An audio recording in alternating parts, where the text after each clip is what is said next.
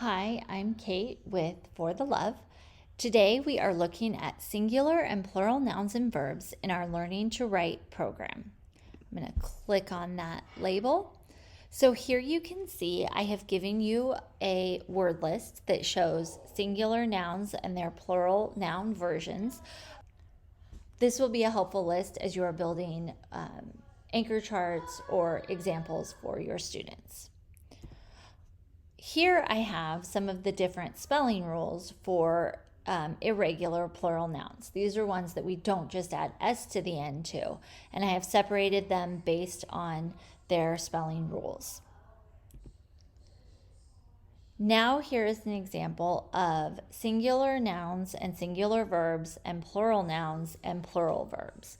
So you can see that we usually just add S to the end of a verb to make it a singular verb, and we have no S at the end for plural verbs. This is the student page. Again, you can make copies of these pages for your students, or they can put this right into their writing notebooks.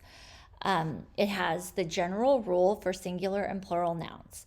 It says if a noun represents one thing, it is a singular noun. If a noun represents two or more things, it is a plural noun. We usually add S to the end of a noun to make it plural. That's our general rule, but as you saw from the page before, we have lots of exceptions to that rule. Students here are given singular nouns. They're just going to add S to the end to make them plural nouns. Then on this page, we're going to explore how to combine singular and plural nouns and verbs. Nouns and verbs must agree in number. Singular nouns must have singular verbs, and plural nouns must have plural verbs. Singular verbs usually end in S. Plural nouns do not. So here, students are given a noun. Notice we have boy singular and then boys plural, and they need to have the verb that can match that noun. You can see in the answer key that I used run and bark. Boy runs, boys run, dog barks, dogs bark. We also tackle articles in our singular and plural noun unit because you need an article to write a sentence with a singular noun. Plural nouns do not necessarily need articles. They can have the article the, but singular nouns must have an article. We start out with the, that's the easiest one to use. It says to turn a singular noun and verb into a sentence, we need an article.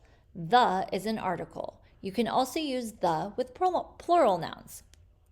On this student practice page, all of the nouns are singular. Students are given a noun and a verb. They just have to add the article the to make it a complete sentence. There's the answer key. Now students can mix things up and make their own sentences. Notice we have the checklist for the mechanics of writing a complete sentence because we want students to always have those in mind. And then I've given a word bank with the article the, some singular nouns, some plural nouns, singular verbs, and plural verbs. So students are going to mix around these words in order to create complete sentences. The next articles we're going to look at can only be used with singular nouns, and it's a little bit more complicated. It says to turn a singular noun and verb into a sentence, we need an article. A and an are both articles. We use a when the next word starts with a consonant. We use an when the next word starts with a vowel. You cannot use a or an with plural nouns. Again, this is something that's going to sound weird to native English speakers. They're going to hear it sounds wrong if you combine a or an with a plural noun, but you may have some students who are not native English speakers or cannot hear that it sounds wrong yet, and so we want to explicitly teach these rules. In this case, I have given students the noun and they need to pick the right article, a or an, based on the letter that noun starts with. So lion starts with L, a consonant, so we would use A. Ant and elephant both start with vowels, so we would use an.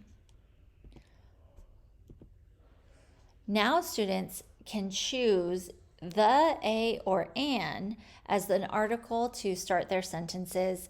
We've got our mechanics checklist. We've got a word bank that they can pull from.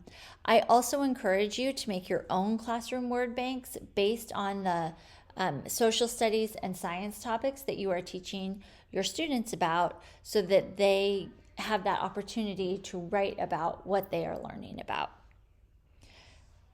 This is it for singular and plural nouns and verbs and articles. We are next going to be diving into past tense verbs.